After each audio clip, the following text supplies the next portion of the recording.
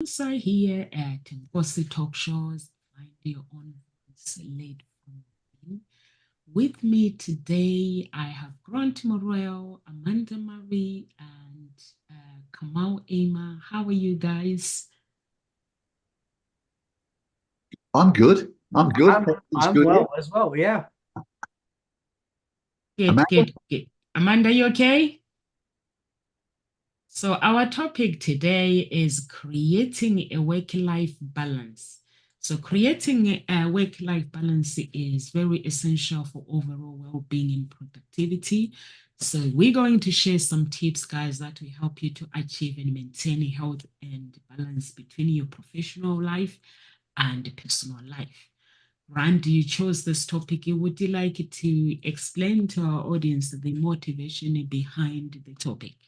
Yes, thanks, Nomsa. I would love to because when we look at our lives, things change. And throughout life, every time, one thing that remains constant is change.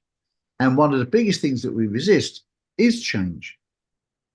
The reason is that we know when it comes with a change, there's always going to be a slight challenge. There's a shifting of sands, if you will. And this happens every time there's a change.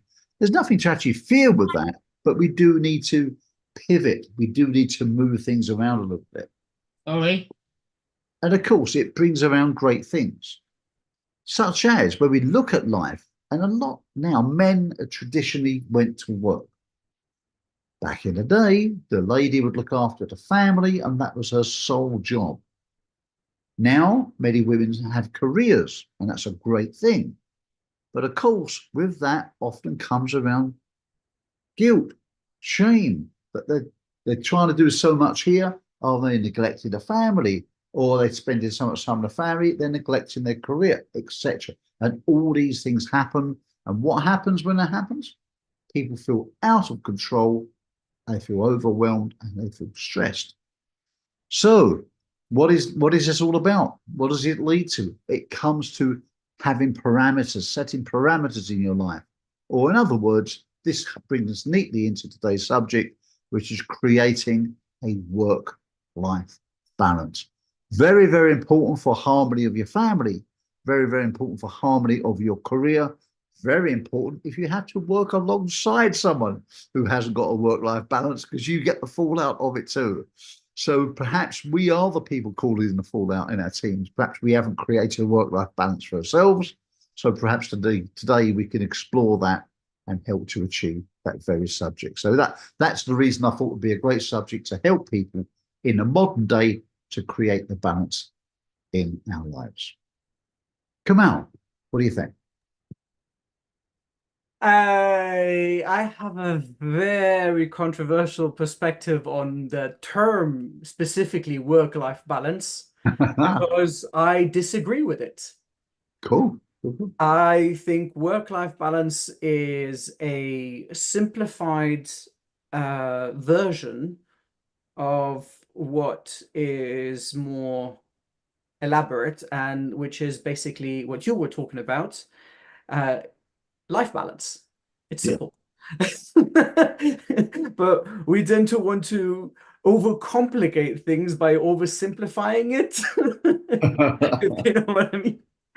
But that's my perception of that term. And so whenever people talk to me about work-life balance, I enjoy that topic a lot because I disagree with the definition from a first perspective, because life is already divided into several things. And of course, being me focused on life purpose, then we divide life into different sections.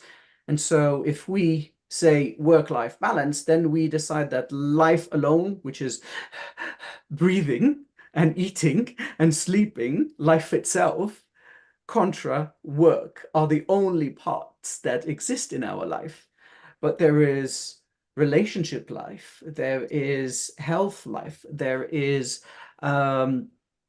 family, there is home environment, there are so many different, there is fun. There are so many different parts of our life that one forgets to look at when one looks simply at work-life balance. And I do understand the definition of most people is simply how to combine normal day life with work without either affecting the other. And so on that, we agree. But it's a little bit, there has a little bit more depth, and I'm sure, Grant, you'll bring up the points and we'll discuss it with Amanda as well at length. Amanda? The modern parlance is work-life balance, but I agree with you. I do agree. All these things, they go way, way deeper, and there's sections and subsections. And that's what we're looking into. Amanda, what about you? What are you thinking? Well, I know when I first started teaching, work-life balance was really hard because the beginning of teaching is a lot of work until you figure out how to kind of navigate your time better. And I know teachers who still work like crazy hours, but they're not really efficient with their time.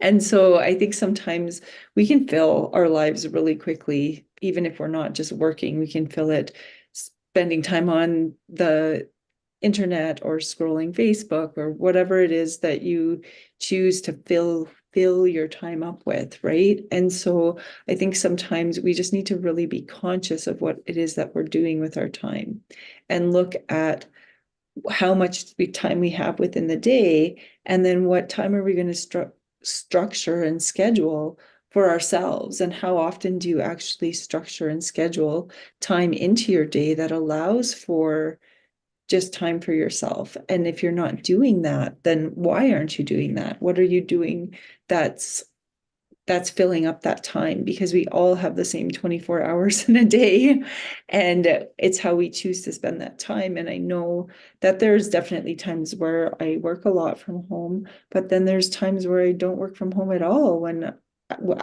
as a teacher. And it's kind of like structuring my time based on times that I know are going to be busy, like when it's report card time or something, except now I start writing my report cards like 3 months early because I know how they're structured. And so just as I mark, I start making little comments. And so then when it becomes report card time, I'm not having a panic, whereas everybody else is having a big panic about getting their stuff done. So I'm like, well, it's really just about spending a few more minutes when I'm actually in that moment than spending hours and hours and hours having a panic later on. And so I think sometimes it's not really that we don't have a work-life balance, it's that we don't know how to be efficient with our time or how to structure our time well. And I think that's something that we really need to learn how to do better. Good point. Really good point. Nomsa, what are you thinking? Yeah, I agree with Amanda. Setting clear boundaries is very, very important. Like myself, when you work for yourself, you have to be disciplined and you have to define the hours, like have specific hours and stick to them. It's easy to go home when you work for yourself and mix work with home life and start answering calls. So for me, is my work is after 5, after 6 o'clock. After 6, if you call me, I don't answer the phone. I finish work at 5, but if anyone calls me between 5 and 6, I'll answer the phone.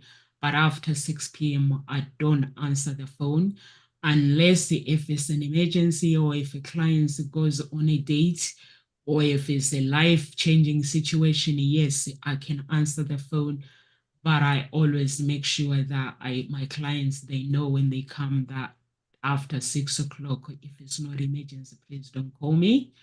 And even the coaches, I can talk to them, like when I was asking for the topic yesterday, guys. But with Ngozi talk shows, I end up working like sometimes 12 midnight. Because if I don't have a topic, like now, if I don't have a topic, it means I have to wait for somebody to give me the topic and then I can set it up. But I always discipline with Hope Spring Eternal Introduction Agents. I don't work after 6 o'clock. It's easy. You can be addicted to it. I've seen people that go to work to the office and then they mix work and they're like, if I don't do it, it will never get done. But it's something that you have to be disciplined. Otherwise, at home, children will grieve and your spouse will grieve because you won't have time So for me, it's strictly the hours you see on my calendar when you go on Google. That's it. I don't do more than that. Bank holidays, I don't work. So I simply let people know that when they call me, is it an emergency? If it's not an emergency, send your application form, I'll get back to you. So you have to be disciplined. And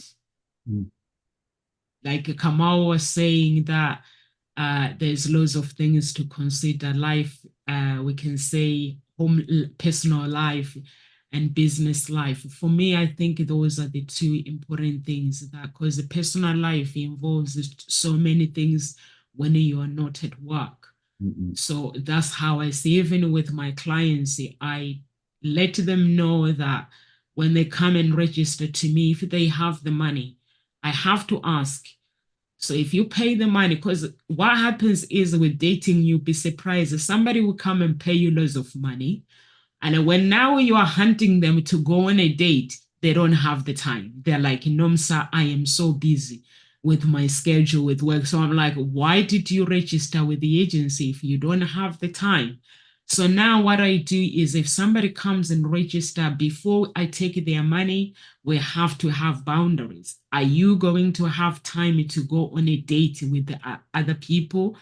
If they don't have time, I don't take their money. I refer them to another agencies. So that's what they do. These people like millionaires, they'll come and pay you whatever money you ask. They're not afraid to pay it. But when you're chasing them to say, I've got somebody for you to go on a date, like, I don't have the time, no, so maybe after 3 weeks or 4 weeks. So you'll be surprised. Yeah. That's true. But mostly is men. Money's not the issue, it's time. I pay to save time. I've said many, many times that wealthy people, they have the same amount of time. They can't create more time, but they do buy shortcuts. And that's what they're doing. Because time is our most valuable commodity. We all know that. And it brings us back to this. And I think that's a great thing. You said a lovely word there, Nomsa. You said discipline. And you're so right, because it does take discipline to enforce those balance, because you have to make parameters, you have to make boundaries, and you have to communicate those boundaries to other people with your boss, your team members. Like you said, after 6 p.m, unless it's an emergency, no, that's it. After 6 p.m, they can't do it. I have an agreement with my clients. If they cancel a session within a certain time scale, unless there is a genuine like health emergency or something, they pay for the session. They lose it, because I can't resell that something. And I train my clients that you do not want clients who do that. So you get the kind of clients that you deserve. You get the kind of clients you behave. So, and when people then start having more discipline with interaction with me, and also, this is the real trick, they get the discipline of interacting with themselves. Because you know the expression, how we do one thing is how we do everything. And I mean, it's a generalization, obviously. But you can tell, it's like the clients who will do this to you. Most of my clients never do it. Never do it. But the ones who will do it once, generally, they'll do it half a dozen times. So it's not really an emergency. I was coaching someone earlier, and they had this scenario with one of their staff, and they showed it. And already, look, there's a pattern. There's a pattern coming up. And I told a story many years ago that I had a member of staff that was given to me because he was his attendance was so poor, so poor. Smashing guy, actually, really nice guy. And he worked with me, and his attendance was better. But he came up with every excuse. His car broke down, and then he borrowed his sister's car. And when he borrowed his sister's car, the headlight had been broken, and so on. Well, we had a controller, because if someone was sick, they had to phone into a control room, and it'd all be logged down. And the controller phoned me. He said, this guy, he said, I think I upset him a little bit. He phoned in and told me, he said, I can't make it tonight. Very bad news. My wife has had a miscarriage. And he said, oh, I'm dreadfully sorry to hear that. He said, I'm dreadfully sorry to hear that's happened again. And he goes, what do you mean again? We said, well, correct. And this was exactly what he said. Correct me if I'm wrong. He said, because I'm not a doctor. He said, but in 6 months, according to the records, your wife has had 6 miscarriages. So, and I remember, and I told the guy, I won't say his name, I said, you got busted, didn't you? You got totally busted by head office. He said, yeah. I said, he couldn't remember how many lies he had told. But really, what was it all down to? It was a lack of discipline. Smashing guy. And when he turned up to work, he was brilliant. He was great. He was a joy to work with, a super nice guy. He was good at his job, but he used to let people down because he wouldn't turn up. But in that industry, you know, it's not a question of, oh, someone's sick, they'll be in tomorrow. There was a work that had to be done within those 12 hours. It was, and you had to get someone to replace them. So discipline. And of course, when it came to creating the work-life balance, where was he?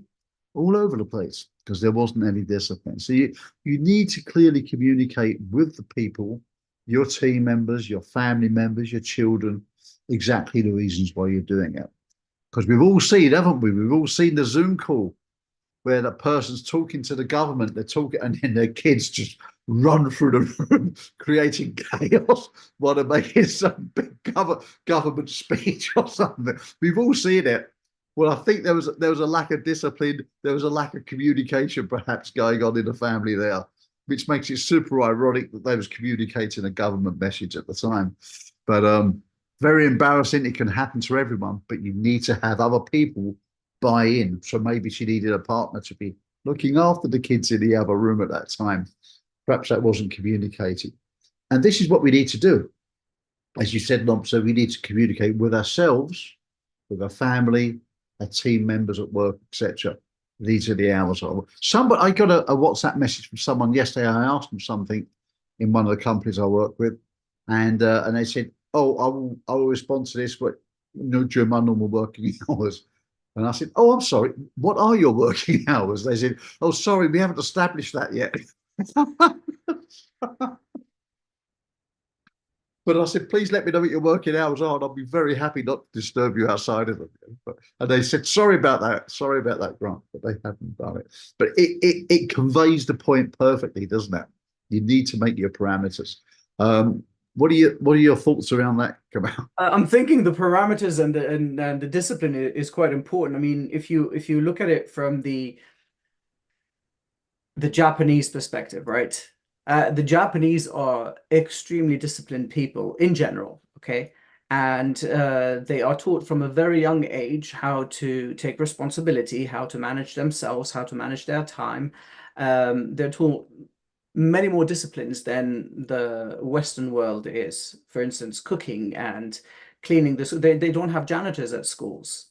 It's the students that clean the schools, to be responsible for their place of learning.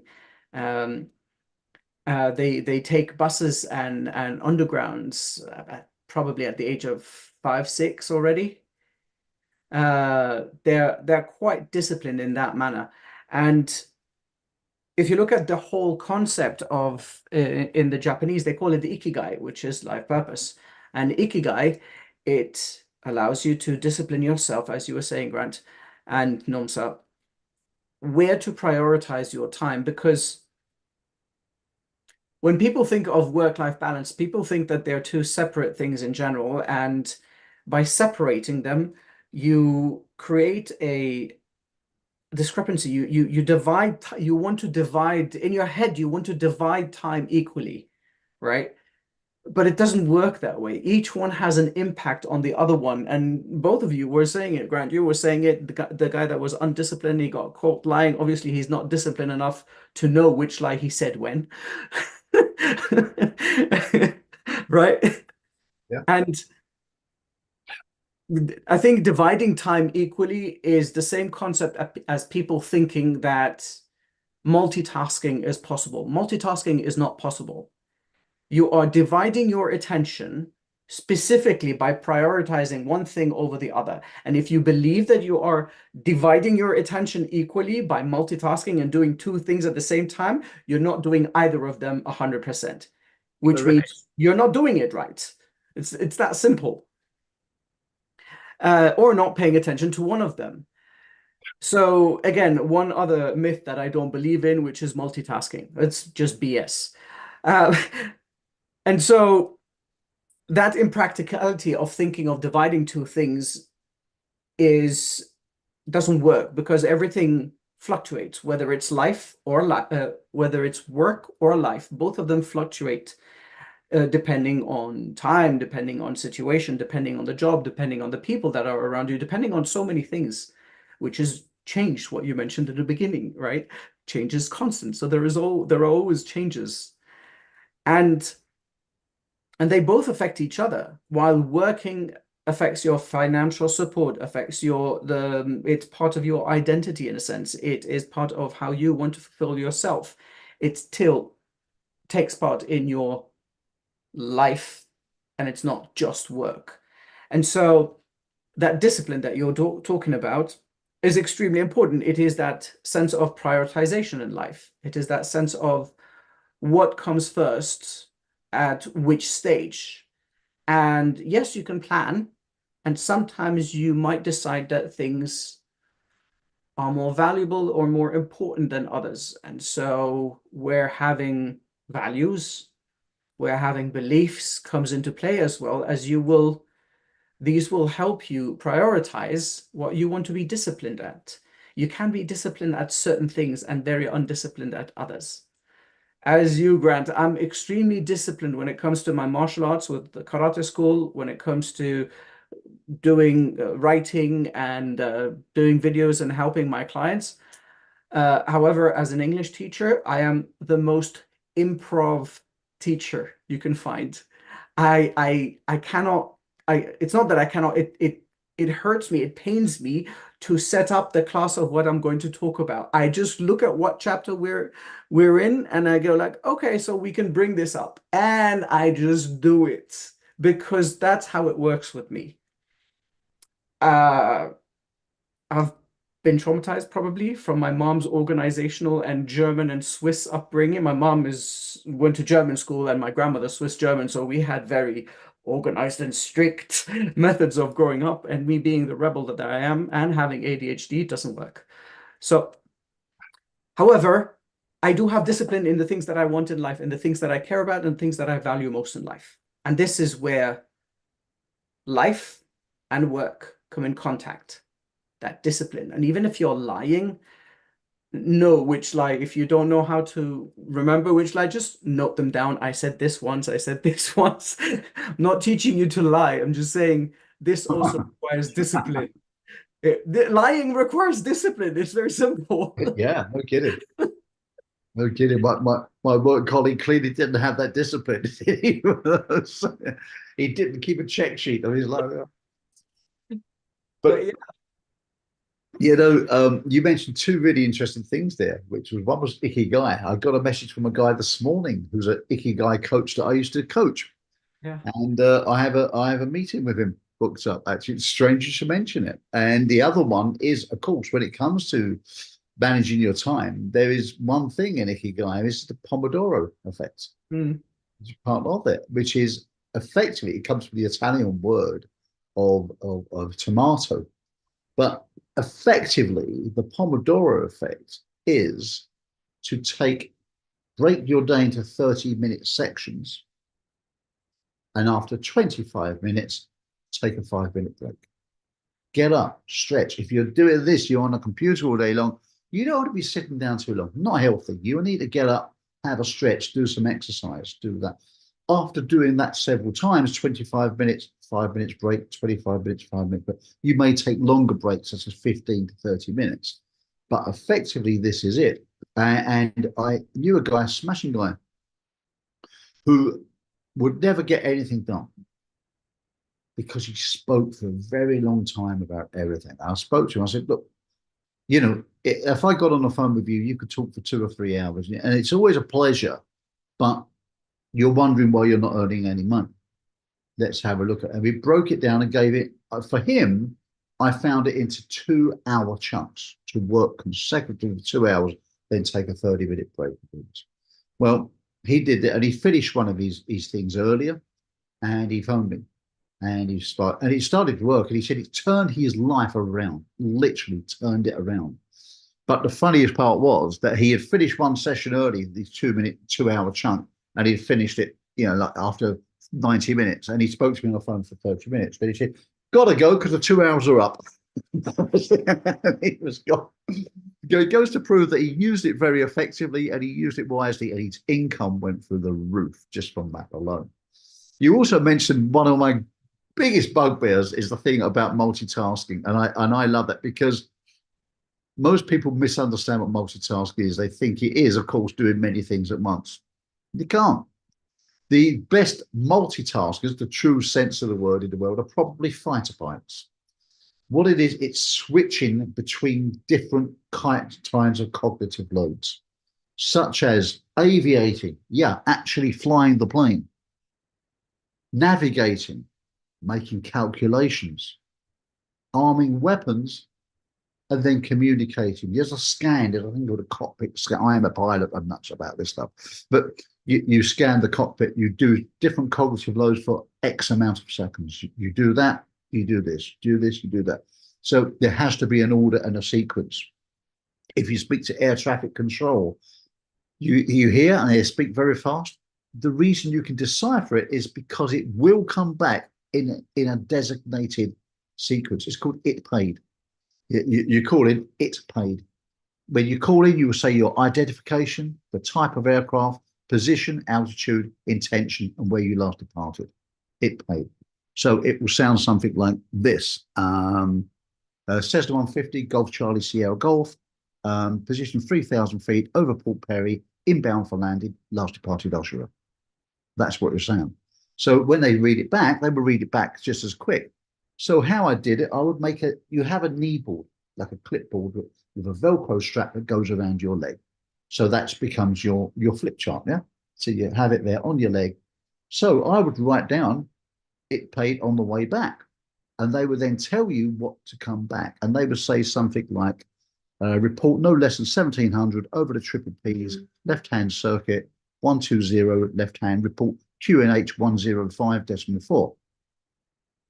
So I would quickly write that down, but it was quicker than my brain could decipher what it really means.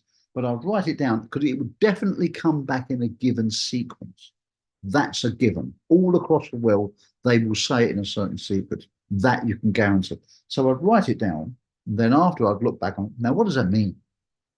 Report no less than 1,700. Oh, I had to go no less than 1,700 feet. Why? Because there was triple power lines. You get electrocuted if you hit them and die. So if you would work out the altitude you're at, the altitude you need to be at, how many revs you reduce, and I won't bother you with all that. There's all kinds of great methods you can use on that. And once you get there, you then report.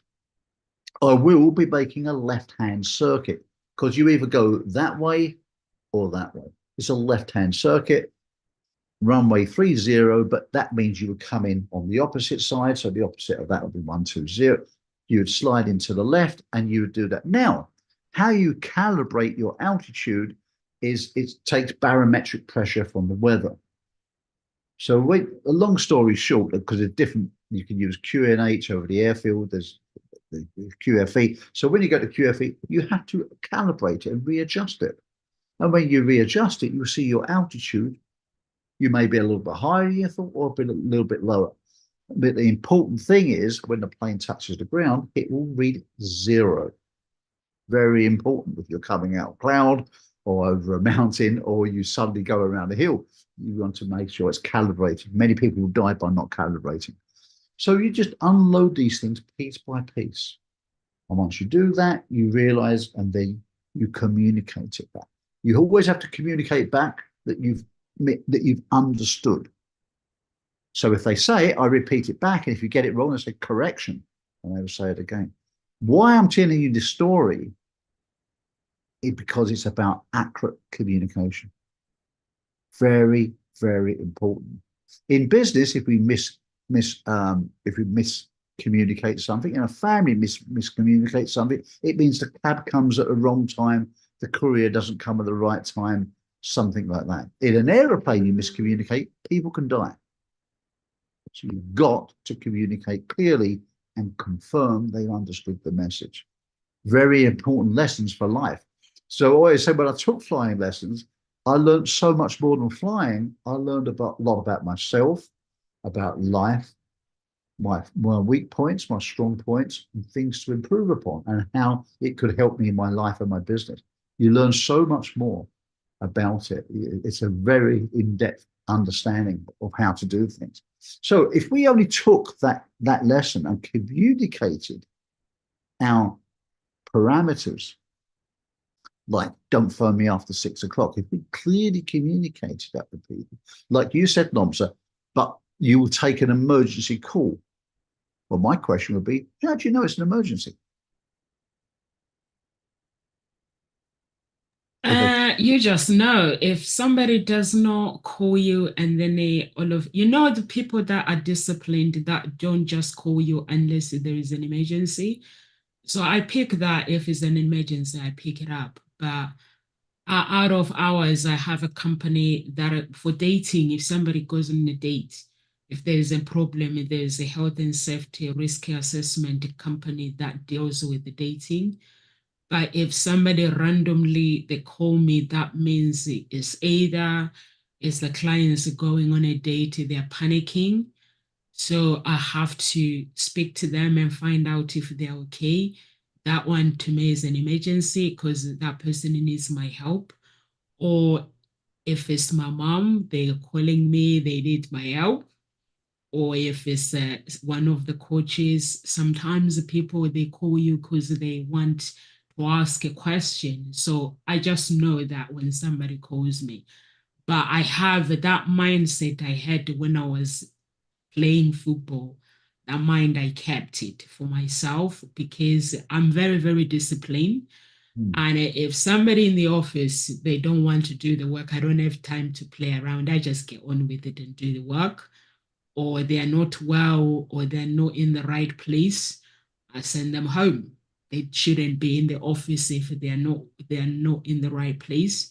But there are some people who get sick and they don't want to call in sick. So they come to the office and you can see that they're struggling. So I'm like, okay, tell me tell me the task that I need to do that you are meant to be doing. I'll get on with it. I don't want them doing my work at home. So home is a place where they need to be with their family as well. So what I do with myself is what I do with everyone in the office.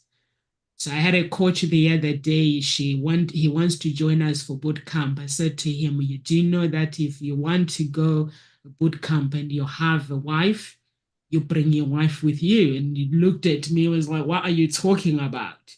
I was like, you cannot go away for 9 days, leaving your family behind, unless if the children are at school, I understand. But if it's a weekend, I take my family with me. So you have to bring your family with you. In that way, they get to see what you have to go through. They get to see the work that you do so that one day when that person is not around, when you get home, they can relate to you what you have to go through. When I'm speaking or when I'm going away with work, my family come with me. They'll book them a nice hotel.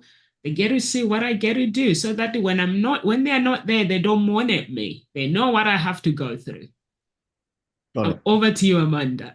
I was just thinking about like all of those things that you guys were talking about, how Kamal was talking about like little kids being disciplined very young, and then how Grant was talking about like how he learned how to be very efficient at the thing for flying. And then like thinking about it from a teacher's perspective of like sometimes things take us a really long time when we're learning, and we need to give ourselves some grace in that learning time, because but then once we've learned how to do it, we get faster and faster and faster at it, right? Because we become more efficient, we know how to do something, and in that learning space it sometimes takes us a lot longer. And I think sometimes when we're trying to learn something new or we're trying to do a bunch of things, we scatter our time and we don't learn something enough to be efficient at it.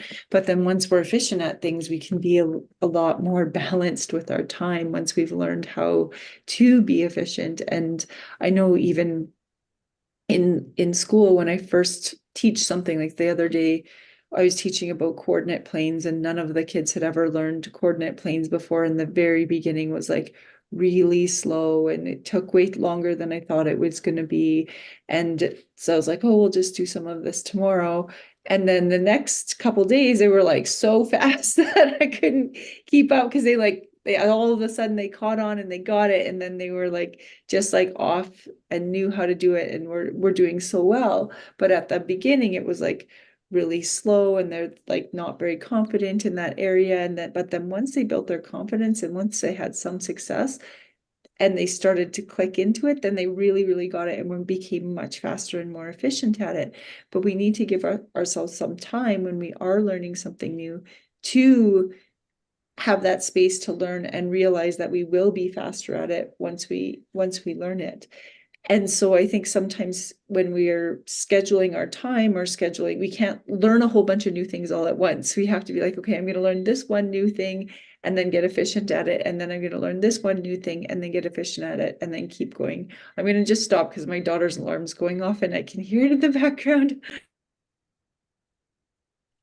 That's interesting. And you taught them all that, and they improved straight away, right? And what do you think it was clearly down to? Was it down to communication to them, or what? What do you think? Well, I think when we're learning something new, it takes like a long time. Like think about the first time that you had to learn how to say that sequence back to, it took you longer than when you already got it and it was already like ingrained in your brain how to do it.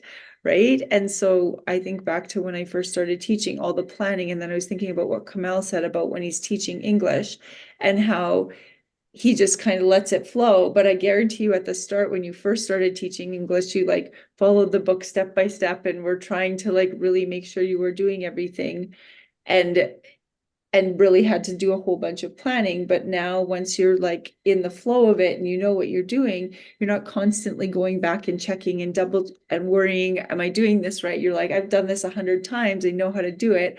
I can teach without having any plan at all. Right. And so I think sometimes too, like that's how teachers in my profession, how we get really good at things is we've done it so many times that we're just like, I could walk into a classroom and have nothing planned at all and teach all day and be fine because I'm that experienced at it. I started with stealing the plans of other teachers because always a good way. who plans, and most of them they plan because they're very organized. I mean, you have to in a sense. And I was like, okay, give me the plans that you got and how you do your class. And I've learned from a few, but the plan is only, I think it's just a sense of having some sort of barriers and boundaries like we were discussing earlier. I followed the plan maybe a couple of times, but these plans of how to run a class and what you're going to go through in that semester, it's very different from student to student, from school to school, from education system to the other. And sometimes you just realize, okay, this plan doesn't work. Rubbish, next. You can't have these students sit down and do the work because that doesn't work. You have to start from scratch. And so that's when plans change and evolve. And you have to have that mental discipline to be able to understand that a certain situation requires a different amount of attention.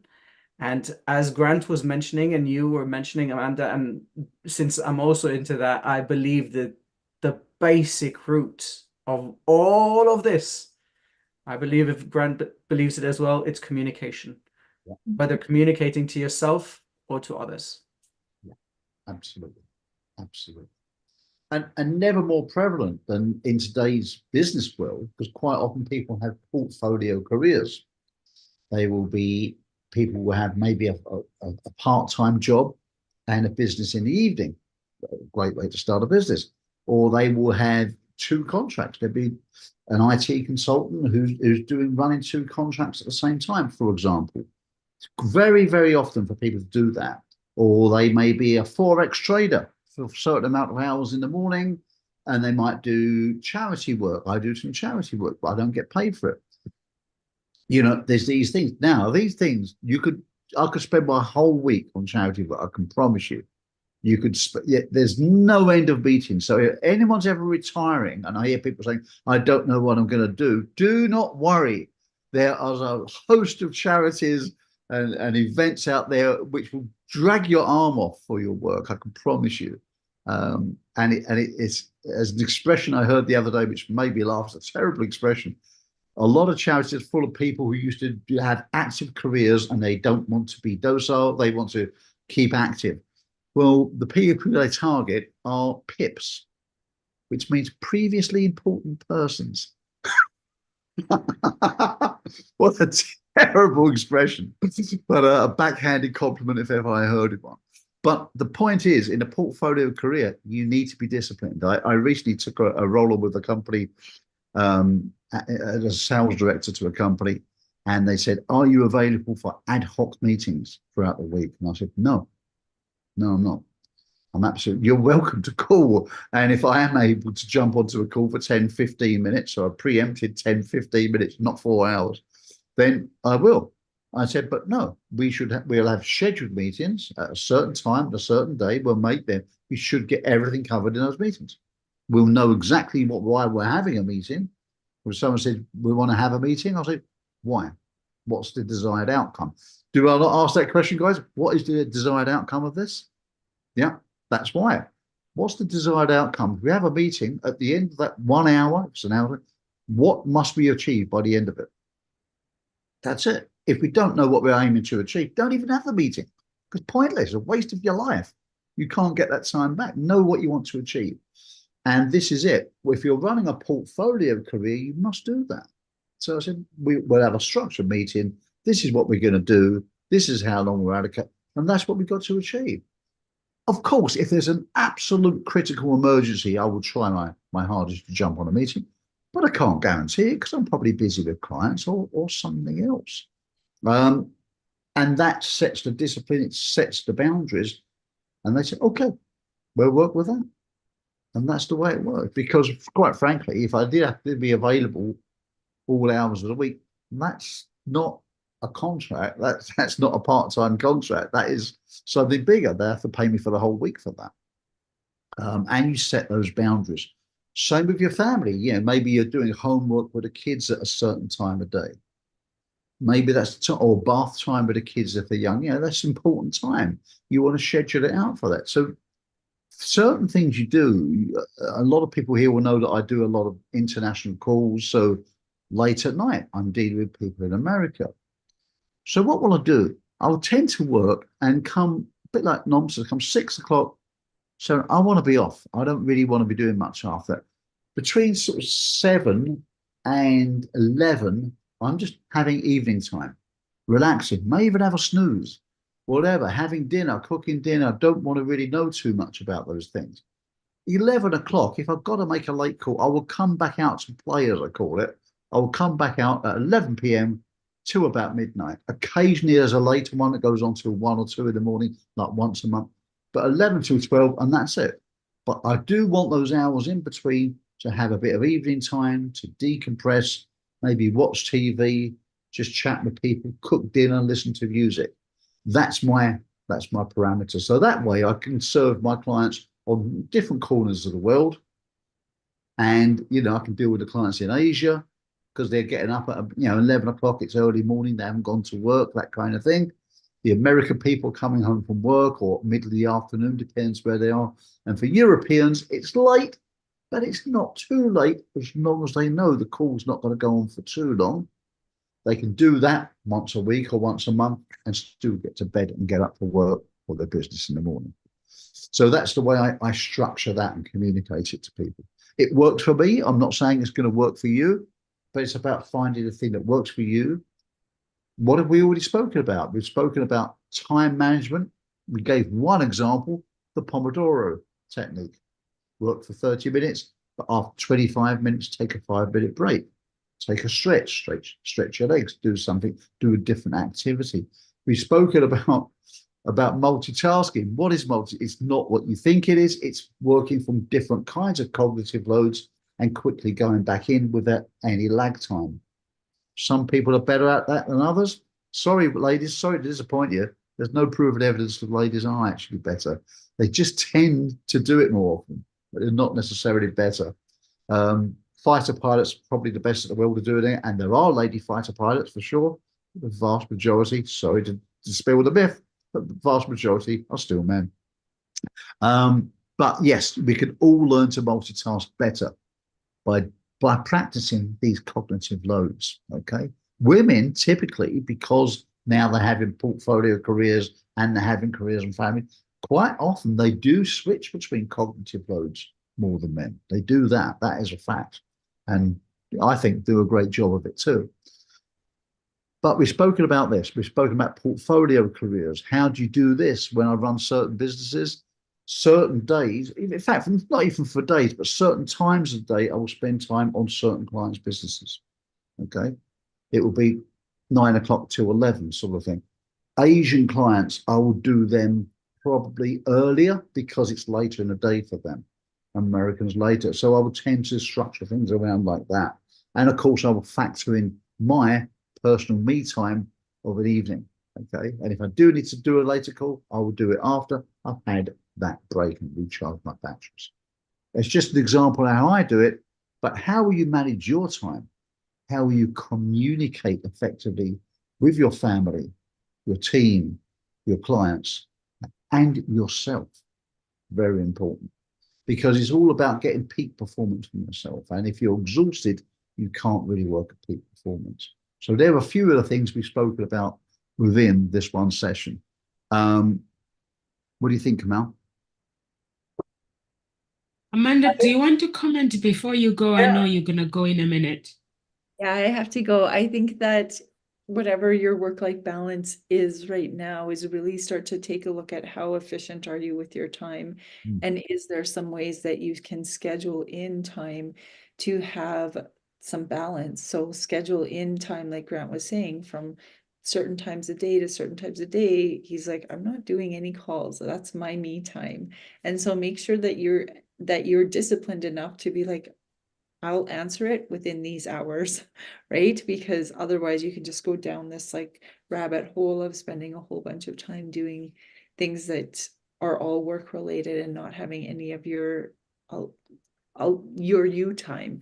And also give yourself some grace when you're learning something new, because you will become more efficient of it, especially if you're conscious of how can I be more efficient with this.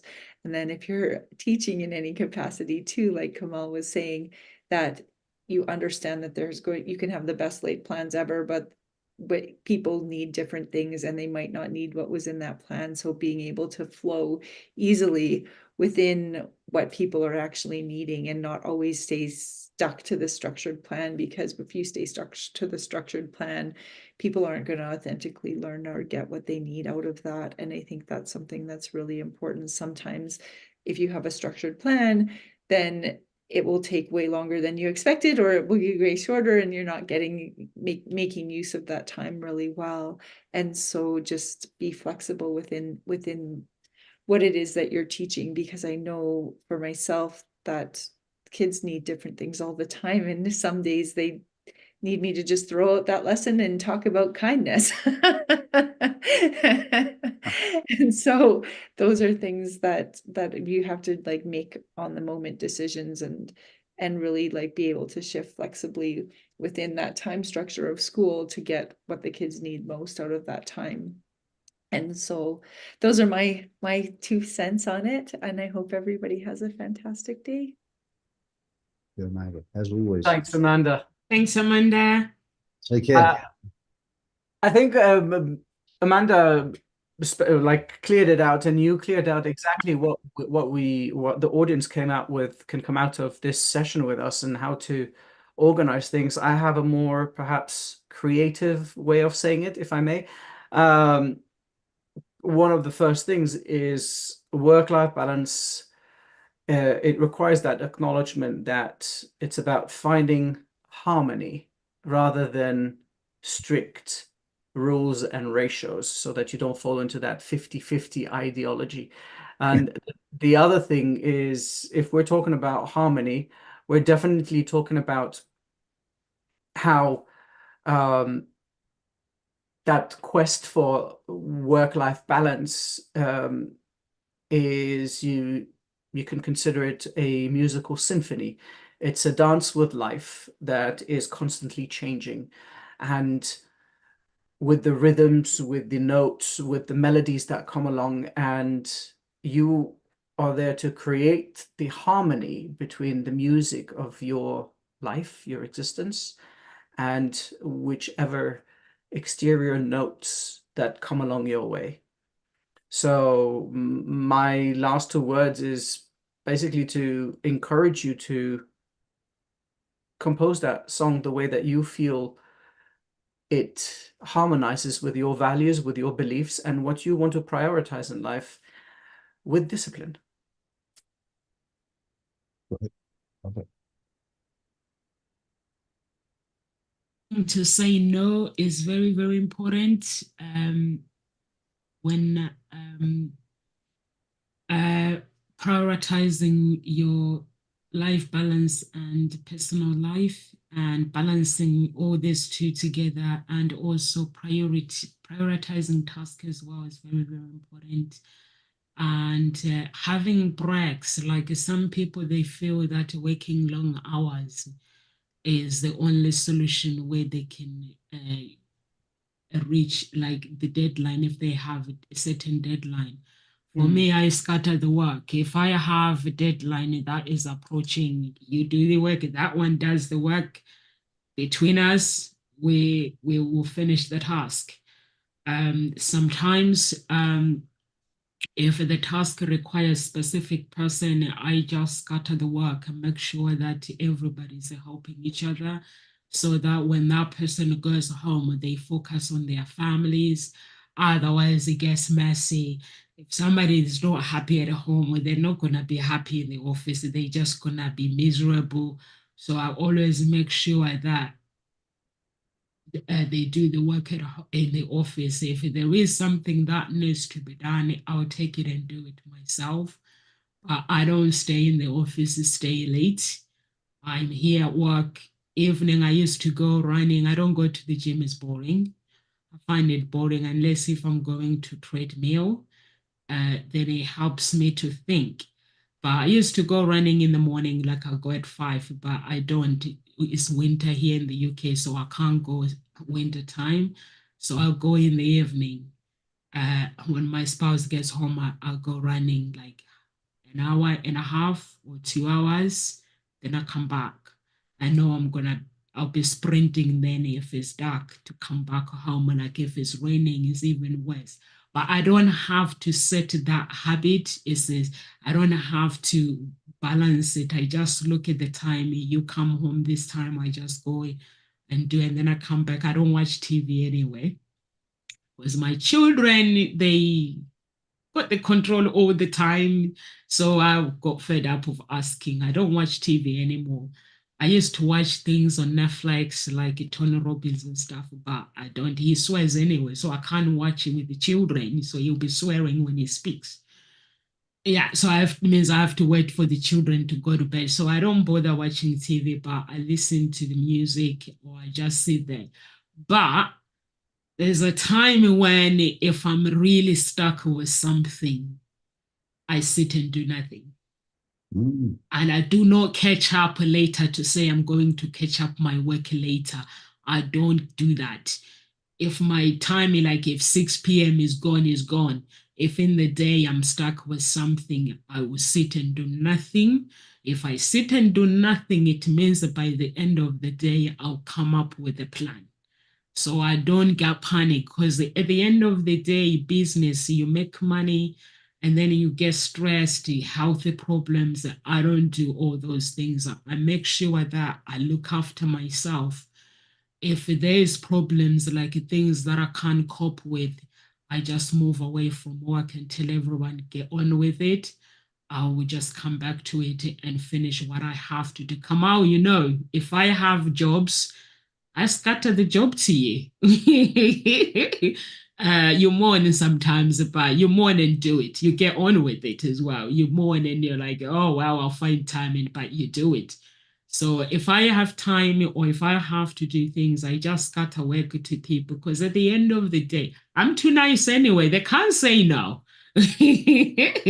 Grant, when you look after your clients or whatever the team, they can't say no whenever you need them. They'll always be there for you. That's right. So it's like if I go to the office, if the office needs cleaning, I don't call somebody to do it. I just get on with it and do it. And making sure that I'm in a clean environment. I know that person is doing some other things to do, so I just get on with it. I'm just a weird boss anyway. It's just with the days being my coach, and now I'm with Sai, is very worse. He says if you think as a coach your job is to walk into the office and do the coaching, you're not going to make money in that. But if you humble yourself and do all the things that everybody has to do, it means that when you coach people, they will know that, you know what, I belong here. So my coaches are a bit.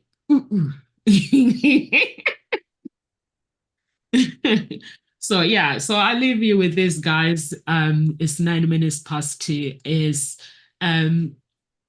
create a dedicated workspace as well is very, very important. And communication, like Grant was saying, is very, very important. Reflect and adjust is very, very important. And most of all, the important thing is look after yourself. Have rituals that can help you to grow. Don't just work. Have some me time, an hour, reading, listening to the music, praying, meditating. That really, really helps. Don't just be somebody that want to please the clients, but you don't have time for yourself. I've met coaches that are like that. They're like, you know, I don't have time for myself. I'm like, okay, I'll teach you to have time for yourself. So mostly as coaches, we're addicted to helping our people. What do you think, Kamal and Grant? Well, from my end, I think one of the most important things to do, especially for a coach, is like I've learned this from my mentor, and it's never work harder than your client. It's that simple. If you have to work harder than your client, then it's not worth the trouble. And on the case that, yes, I do the job and I moan, but I have to moan. I'm French, so I wouldn't be French if I didn't moan about something.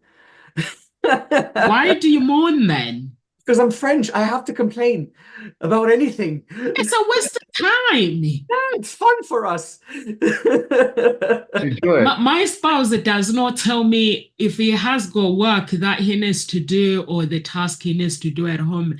He does not tell me, because if he tells me, for me to make sure that the task gets done, I'll sit him at the table, say, okay, let's sit here, we'll do it together. So we do it together. We answer all the questions together. Sometimes he'll be looking at me, it's like, but you are not answering the questions. You don't even know what I'm doing. I'm like, I'm helping. In that way, I'm using psychology for him to get on with his task and stop mourning. Otherwise, he will spend like 10 minutes mourning about what he has to do. That's wasting time. What do you think, Grant? Not for the French. It's part of the daily joke, right? To moan. Grant, what do you think? I was talking to someone the other day, and about something that's going on in England, and I said, oh, people complained about it. I said, but don't forget, this is England. Imagine if that happened in France. And they said, oh my God, yeah, the French would never stop complaining. It's a joke. It's an international joke. But like you say, there is some truth. I've got some French friends, and they'll be the first to complain about something, about anything. I think it's a national pastime. It's a kind of but it's so that's why when I give you a task, honestly, he moans. And then I'll be like, are you finished? I never moan when you give me a task. I say I'll do it. Oh, yeah. Oh yeah, first you don't mourn about the task. You mourn about why this hasn't been done, why this hasn't been done. I'm like, come No, on. that's not moaning. That's asking questions to understand what's happening later on. It's a different thing. I do complain every day to myself, and I moan a lot because it's part of how I joke about things. But apart from that, the work gets done. But I need understanding about things. That's different. When I was a small boy, you used to think that older people moaned all the time. Why? And you say, why are you moaning? I said, oh, it does you good. Everybody likes to have a good and then you get to the world of personal development and say, don't moan, be positive. You're like, now this is confusing. Yeah.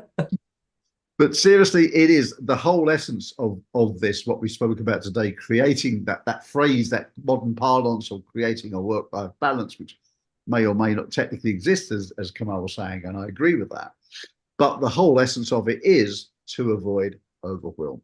That's Because it. in this day and age, we're expected, we're asked, it's the thing to be doing many things, and people feel a lot of guilt and shame and burnout. And as a coach, 100%, you've got to be a living embodiment of what you teach.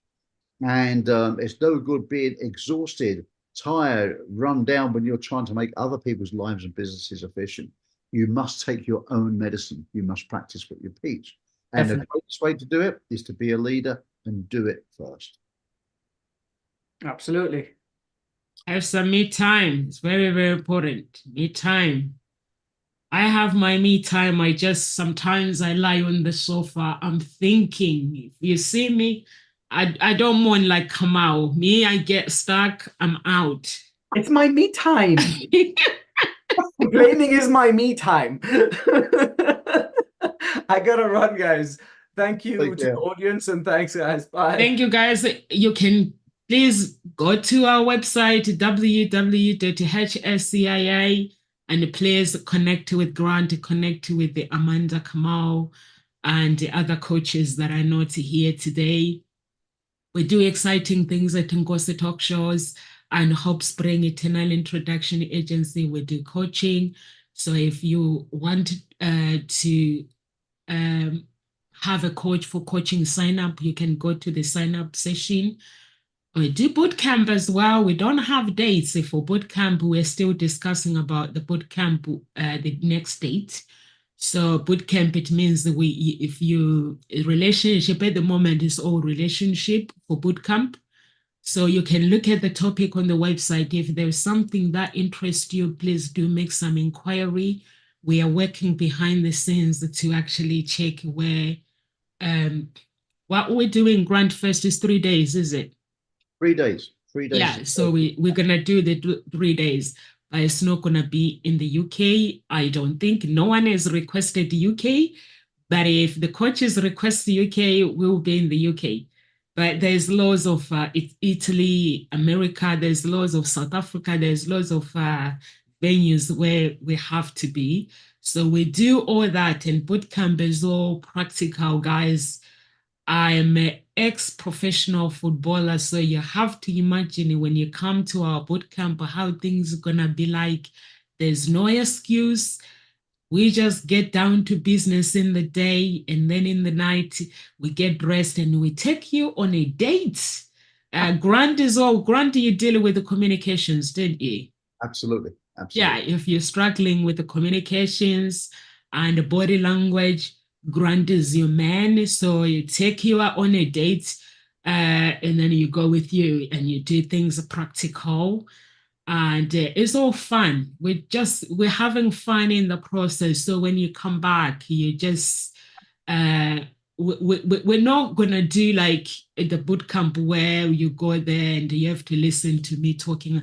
I don't do that with my events. I don't do the talking. I do the talking a little bit, but most of the talking is explaining what you need to do, because when you get out in that real world on your own, it's tough. So you just have to learn all those things, and everything comes from the heart as well. So we do all that.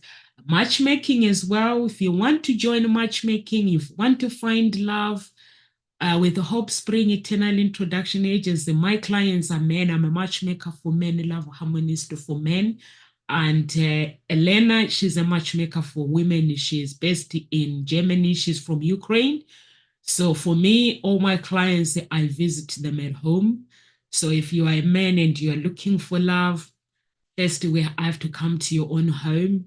So a home, the reason why we come at home is a home, your own home is where you feel safe. So you'll be able to tell me everything that has gone wrong in the past and whatever you think I want to hear anyway. So then until I use my psychology to get to the truth of what is really going on, so I can help you moving forward. I meet you and I get to go on a date with you as well. And the reason we go on a date is just to look at the bad habit that you create when you're communicating with me, or if it's not me, it's other people. With women, I think Grant has never volunteered to go on a date with women, but I'm sure one day he I will. will. Yeah, I don't yeah. mind. So we do go on a date with women and men first, just to have a test of, just to see how they show up on their date, because how they show up with me is how they're going to show up with somebody. If they tell me what they think I want to hear, this is how they're going to do with when they meet a woman. But if that person is free and they treat the waitresses very good, that means that's who they are. It's all about men opening doors, putting your coat on your woman, making sure the woman is happy, and make sure you're happy too, and not going on a date and spending £1,000 for a bottle of wine. Don't do that. I don't allow my clients to do that on a date. Not because I don't allow them. You can do that on a second date, but on a first date, maybe $200 or £200 is reasonable if you are somebody who is a billionaire or a millionaire. So just want somebody to love you for you, not to say, oh, wow, he's got money, so I'm just going to pretend. So we don't want to do that. Everything is, so we hold your hands through dark times. So if you are that guy that is busy, don't have the time to date, please do come and join Hope Spring Eternal Introduction Agency. Everything will look after you. We cover all around the world, dating wise. And we have to travel, we travel. If we have to meet you, that's fine. God bless everyone and live with grace.